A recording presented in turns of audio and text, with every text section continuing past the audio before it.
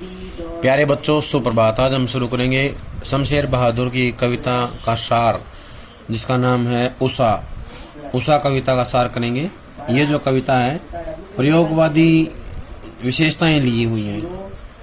प्रयोगवादी वो युग होता है जिसमें नए नए प्रयोग कवियों ने किए थे। बिंब के आधार पे उसमें नए बिंब थे, नए प्रतीक थे, नए उपमान थे, वो कविता में आए थे। उसको बोलते हैं प्रयोगवादी कविता। प्रयोगवादी कविता 1943 से आरंभ हुई। कब से हुई? 1943। कविता शिल्प संबंधी बहुत से प्रयोग लेकर के आई। नए उपमान कविता के उपकरण बने, नए बिंब, नए प्रतीक और नए उपमान। यहाँ तक कि पुराने उपमानों में भी नए अर्थ की चमक भरने का प्रयास प्रयोक्ता कवियों ने किया। अपना आस पड़ोस कविता का हिस्सा बना। प्रकृति में होने वाला परिवर्तन मानवीय जीवन चित्र बनकर अभिव्यक्त हुआ। प्रस्तुत कविता उषा सूर्योदय के ठीक पहले के पल पल परिवर्तित तथा बदलते हुए प्रकृति का सब चित्र है। शमशेर ऐसे बिंब धर्मी कवि हैं जिन्होंने प्रकृति गति को शब्दों में बांधने का अद्भुत प्रयास किया है। यह कविता भी इसका उदाहरण प्रस्तुत करती है। कवि भोर के आसमान का मूक दृष्टा नहीं है, वह भोर की आसमानी गति को धरती के जीवन भरे हलचल से जोड़ने वाला सृष्टा भी है। इसलिए वह सूर्योदय के साथ एक जीवंत परिवेश की कल्पना करता है जो गांव की सुबह से जुड़ता है। वहाँ सिल है, राख से लिपा हुआ चौका है और है स्लेट की कालीमा पर चाक से रंग मलते अदृश्य बच्चों के नन्हे हाथ। यह एक ऐसे दिन की शुरुआत है जहाँ रंग है, गति है और भविष्य की उजास है। उजास माने उजाला। और है हर कालिमा को चीर कर आने का एहसास कराती उषा। अब हम करेंगे जीवन परिचय के बारे में। शमशेर बहादुर का जन्म 13 जनवरी 1911 को देहरादून उत्तर प्रदेश में हुआ, जो अब उत्तराखंड में है। प्रकाशित रचनाएं, कुछ कविताएं, कुछ और कविताएं। चुका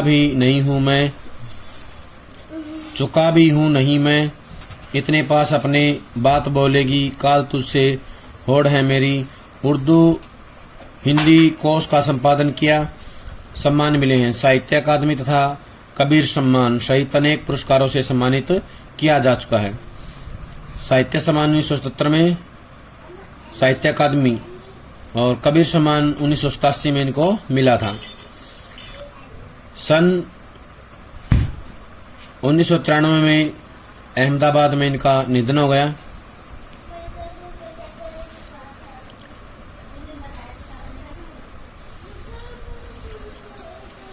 इनकी जो कविता है उषा, उसमें जो है बिंब प्रधान कविता है। बिंब देखने को मिलते हैं अलग अलग प्रकार के। अब हम करेंगे कविता की व्याख्या। प्रातः नभ था बहुत नीला शंख जैसे, भोर का नभ राख से लिपा हुआ चौका अभी गीला पड़ा है। बहुत काली सिल जरा से लाल केसर सेक की जैसे धुल गई हो, स्लेट पर या लाल कड़िया चाक मल दी हो किसी ने। ये जो काव्यांश है इसकी व्याख्या देखेंगे। शब्दार्थ इसके ज़्यादा मुश्किल नहीं है। चौका का मतलब होता है जमीन पर बैठकर खाना बनाने का स्थान, यानी कि जहाँ बैठ के हम खाना बनाते हैं। पुराने समय में घरों में जब कच्चा आंगन होता था, उसी आंगन में जो है रसोई होती थी पहले, वहीं खाना बनाते थे और उसी में खाते थे कच्चे आंगन में। तो उसे बोलते हैं चौका। चौका लीपना, जब कोई काम होता था पवित्र काम, उसमें जो है चौका लीपा जाता था। उसमें गोबर राख और मिट्टी मिला करके लीपते थे। सिल, ये है सिलबट्टा, एक चट्टान का टुकड़ा होता है, पत्थर का टुकड़ा होता है काली सिल का, जो चटनी बनाने के मसाले पीसने के काम आता है, उसको बोलते हैं सिल। चपटा एक पत्थर होता है, चपटा पत्थर। खड़िया चाक एक प्रकार की लाल मिट्टी होती है, उसको बोलते हैं खड़िया चाक। प्रातः नभ था बहुत नीला शंख जैसे। कवि कहता है कि प्रातःकालीन आकाश को जब मैंने देखा तो बड़ा मनमोहक लग रहा था। उसके अंदर नीलिमा थी और श्वेतिमा भी विद्यमान थी। इसको देख करके मुझे लगा जैसे शंख हो, सुबह सुबह का आसमान शंख के समान मुझे प्रतीत हो रहा था। कहने का आशय है कि जो विशेषताएं शंख में विद्यमान थी वही सारी विशेषताएं जो है कवि को आसमान में नजर आ रही थी। जैसे नीला रंग शंख में होता है वैसा ही आसमान में था, और सफेद रंग होता है वैसा ही सफेद रंग जो है आसमान में था। इनके साथ साथ नमी होती है, शंख में नमी होती है, ठीक वैसी ही नमी जो है कवि को प्रातःकालीन आसमान में नजर आ रही थी, दिखाई दे रही थी। सूर्योदय से पूर्व के आकाश का आकर्षक रूप जो है बड़ा ही मनमोहक था, दिल को छूने वाला था। कवि कहता है जब मैंने आसमान को, भोर माने होता सुबह, जब मैंने सुबह आसमान को देखा तो वह मुझे लगा राख से लिपा हुआ चौका हो। जैसे राख जो है पवित्रता, राख से लिपा चौका पवित्रता का प्रतीक है, वैसे ही सुबह सुबह आसमान भी पवित्र नजर आ रहा था। राख से लिपे चौके में जो विशेषताएं वो सारी विशेषताएं आसमान में थी। जैसे राख में कालीमा होती है, हल्की हल्की नीलिमा भी होती है, लेकिन काला रंग जो है ज्यादा होता है राख में। ठीक वही कालीमा जो है आसमान में थी। मिट्टी की सुगंध भी जो है उसमें आ रही थी। ऐसे लग रहा था जैसे किसी ने अभी भी राख से चौका लीप दिया हो। राख से चौका लीप देने के कारण जो नमी उसमें विद्यमान थी, ठीक वही नमी, वैसे ही रंग, वैसा ही प्रभाव कवि को सुबह सुबह आसमान में नजर आ रहा था। नीले आकाश में सफेद रंग की हल्की चमक को देखकर कवि को लगा जैसे किसी गृहिणी ने सुबह होते ही राख से चौका लीप रखा हो जो अभी गीला पड़ा है। अर्थात प्राकृतिक सौंदर्य में पवित्रता झलक रही थी। पवित्रता का प्रतीक है ये राख से लिपा हुआ चौका। बहुत काली सील जरा से लाल केसर से कि जैसे धुल गई हो। कवि कहता है कि जब मैंने आसमान को पुनः देखा तो ऐसे लगा जैसे किसी ने काली सील पर लाल केसर रगड़ के उसे धो दिया हो। लाल जो केसर रगड़ा है और रगड़ने के बाद सील को धो देते हैं, और धोने के बाद जो लालिमा सील में रहती है वही लालिमा जो है कवि को सुबह आसमान में नजर आ रही थी, दिखाई दे रही थी। ऐसा लगता था जैसे लाल केसर से युक्त सील को धो दिया गया हो, अर्थात वह बहुत निर्मल हो लेकिन उस पर केसर की आभा दिखाई दे रही हो। अथवा ऐसा लगता है जैसे स्लेट पर लाल खड़िया चाक मल दी हो, स्लेट पर या लाल खड़िया चाक मल दी हो किसी ने। कवि कहता है कि अब धीरे धीरे जो है आसमान का रंग गहरा लाल होने लगा है, क्योंकि जो काली स्लेट है और लाल खड़िया चाक है, यानी कि लाल रंग ज्यादा हो गया है और कालीमा कम होती जा रही है। कहने का आशय है कि कवि ने जब सुबह आसमान को देखा तो ऐसे लगा जैसे स्लेट पर किसी ने लाल खड़िया चाक मल दी हो, रगड़ दी हो। आसमान ऐसे लगा जैसे किसी ने स्लेट पर लाल खड़िया चाक मल दी हो। स्लेट पर खड़िया चाक मलने का मतलब है आसमान में लाल रंग का और ज्यादा आ जाना, और ज्यादा बढ़ जाना। अब इससे जुड़े हुए प्रश्न करेंगे हम। पहला प्रश्न है कवि और कविता का नाम बताइए। तो हम बताएंगे कवि का नाम शमशेर बहादुर सिंह है, कविता का नाम है उषा। प्रातःकालीन आकाश कैसा दिखाई दिया? तो बताएंगे नीले शंख जैसा। प्रातःकालीन आकाश जो है बहुत नीले शंख जैसा दिखाई दिया। कवि ने भोर के नभ की क्या क्या विशेषताएं बताई हैं? तो बताना है कवि ने भोर के नभ की अनेक विशेषताएं बताई हैं। वह राख से लिपे चौके के समान दिखाई देता है। काली सील पर जरा सा लाल केसर रगड़ देने के बाद धो दिया गया हो ऐसी नजर आती हैं। स्लेट पर लाल खड़िया चाक मल देने पर जो लालिमा आती है वैसा नजर आता है। तो ये उसके लिए जो है अलग अलग उपमाएं दी गई हैं। अगला प्रश्न है कवि ने खड़िया चाक किसका लिए प्रयोग किया है? तो बताना है कवि ने लाल खड़िया चाक जो है प्रातःकालीन आसमान के लिए एक उपमेय के रूप में प्रयोग किया है। लाल खड़िया चाक का प्रयोग जो है तुलना करने के लिए किया है। आगे प्रश्न है कवि प्रातःकालीन नभ की तुलना नीले शंख से क्यों करता है? नीले शंख से क्यों करता है? तो बताना है भोर कालीन वातावरण न अधिक काला होता है न अधिक उजाला होता है, न अधिक काला होता है न अधिक उजला होता है, इसलिए कवि ने इसकी तुलना नीले शंख से की है जिसका रंग बुझा बुझासा होता है।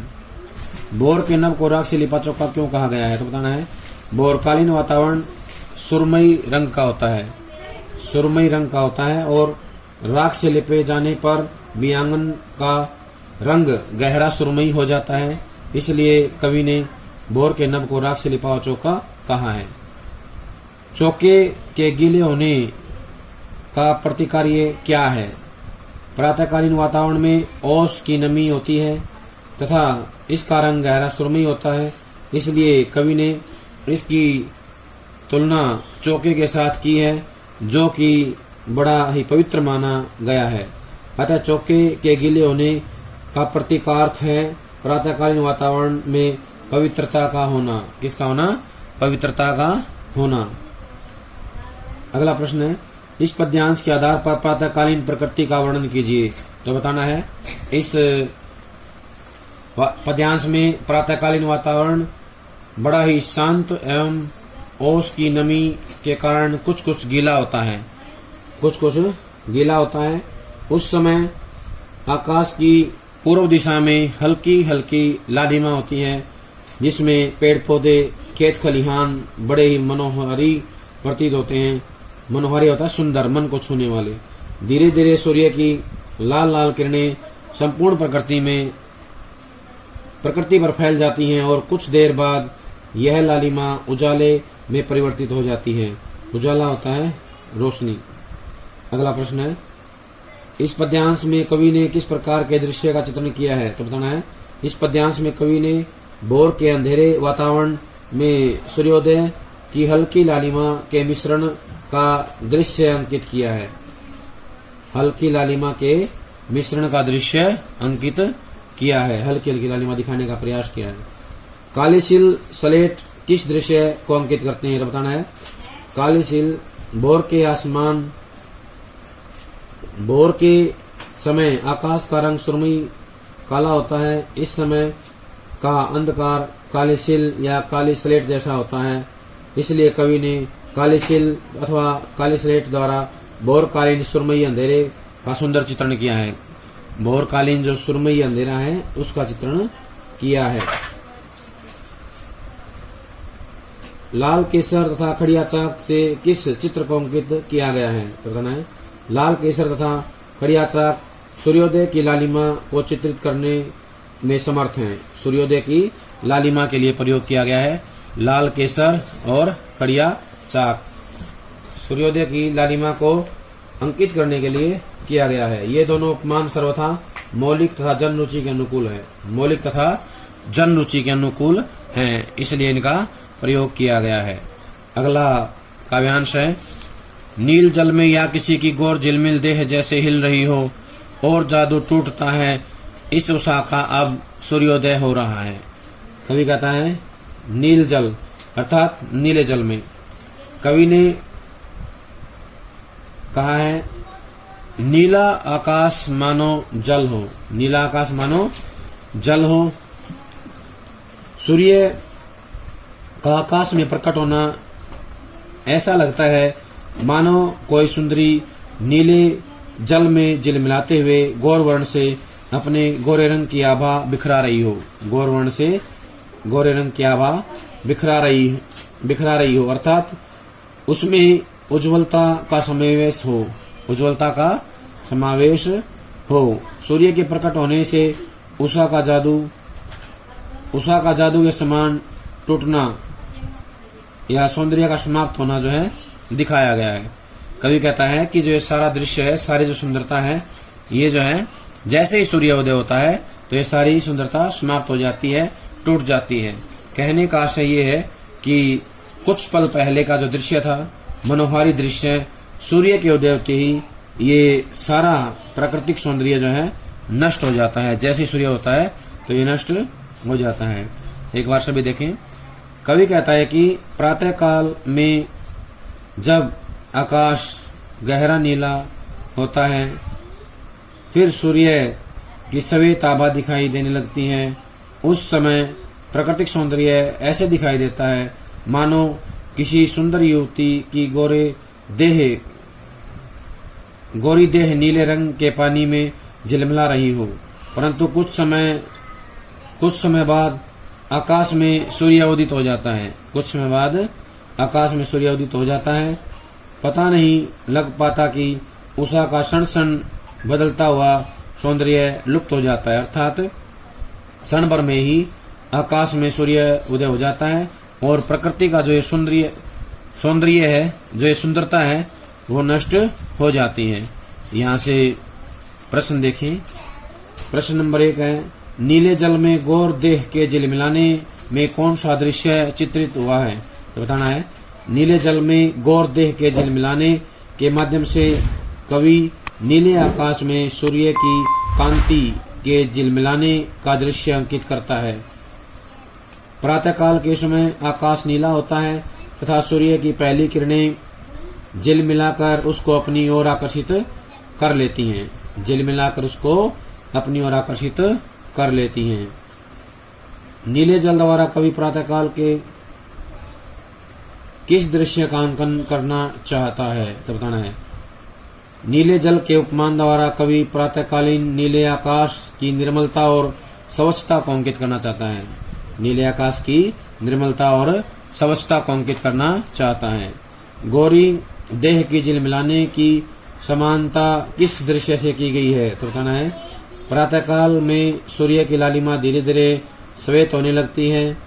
उस समय के वातावरण में कुछ नमी तथा कुछ चमक होती है, इसलिए इसके लिए कवि ने नीले जल में स्नान करने वाली गौरी देह का वर्णन किया है, जो कि सर्वथा उचित एवं प्रभावशाली बन पड़ा है। अगला प्रश्न है, उषा का जादू टूटने से क्या अभिप्राय है? उषा के जादू के टूटने से अभिप्राय है प्रातःकालीन प्रकृति के अद्वितीय सौंदर्य का कम होना। अद्वितीय सौंदर्य का कम होना। उस समय प्रकृति क्षण क्षण में परिवर्तित होती रहती है। भोर के समय आकाश नीला तथा काला होता है, फिर पूर्व दिशा में हल्की लालिमा छा जाती है, जिससे प्रकृति में नीलिमा व लालिमा का मिश्रण हो जाता है और अंततः सूर्योदय के बाद संपूर्ण आकाश में श्वेत लालिमा फैल जाती है। श्वेत लालिमा फैल जाती है। आगे प्रश्न है, उषा का जादू कब टूट जाता है? तो बताना है, जब सूर्योदय होता है। जब सूर्योदय होता है तभी जो है उषा का जादू टूट जाता है। कवि के अनुसार भोर का नभ कैसा प्रतीत होता है? तो बताना है, कवि के अनुसार भोर का नभ ऐसा प्रतीत होता है जैसे नीले जल में किसी सुंदर नायिका का गोरा शरीर झिलमिला रहा हो। सुंदर नायिका का गोरा शरीर झिलमिला रहा हो। कवि ने नील जल में झिलमिलाती देह के तुलना किससे की है? तो बताना है, कवि ने नीले जल में झिलमिलाती देह की तुलना आकाश के चमकते सूर्य से की है। आकाश में चमकते सूर्य से की है। आकाश में चमकते सूर्य से इसकी तुलना की है। काव्य सौंदर्य बताइए। इस काव्यांश का काव्य सौंदर्य बताना है। तो इसमें पहली लाइन आएगी, उषाकालीन आकाश का मन मोहक सब चित्र प्रस्तुत किया गया है। चाक्षुक बिंब का प्रयोग है। अभिधा सब शक्ति है। माधुर्य गुण है। अनुप्रास उपमा अलंकार की छटा देखने को मिलती है। तत्सम तदो शब्दों का प्रयोग किया गया है। कोमलकांत पदावली का प्रयोग किया गया है। इसके साथ ही जो पहला हमने किया था काव्यांश प्रातः नभ था बहुत नीला, इसका भी जो है काव्य सौंदर्य देखें। काव्य सौंदर्य क्या होगा? प्रातः नभ था बहुत नीला, शंख जैसे भोर का नभ, राख से लिपा चौका, यहाँ तक स्लेट पर या लाल खड़िया चाक मल दियो किसी ने। इसका काव्य सौंदर्य देखें। इसमें कवि ने उषा काल का बड़ा सूक्ष्म चित्र अंकित किया है। सूर्योदय से पूर्व का दृश्य भले ही क्षणिक होता है, पर अपने आकर्षण से दर्शक की दृष्टि को बांध लेता है। ये एक प्रयोगवादी कविता का शिल्प दृष्टव्य है। अभिधात्मक प्रयोग किया गया है। अनुप्रास, उपमा, उत्प्रेक्षा, पदमैत्री, स्वरमैत्री अलंकारों का प्रयोग किया गया है। कोमलकांत पदावली की योजना है। तत्सम तद्व शब्दों का इस्तेमाल किया गया है या प्रयोग किया गया है। दृश्य बिंब है। प्यारे बच्चों, ये थी हमारी कविता उषा। इसकी व्याख्या और इसके प्रश्न सभी पक्के याद कर लें जब तक अगली कविता प्रश्न ना आ जाएं। सभी का बहुत बहुत धन्यवाद।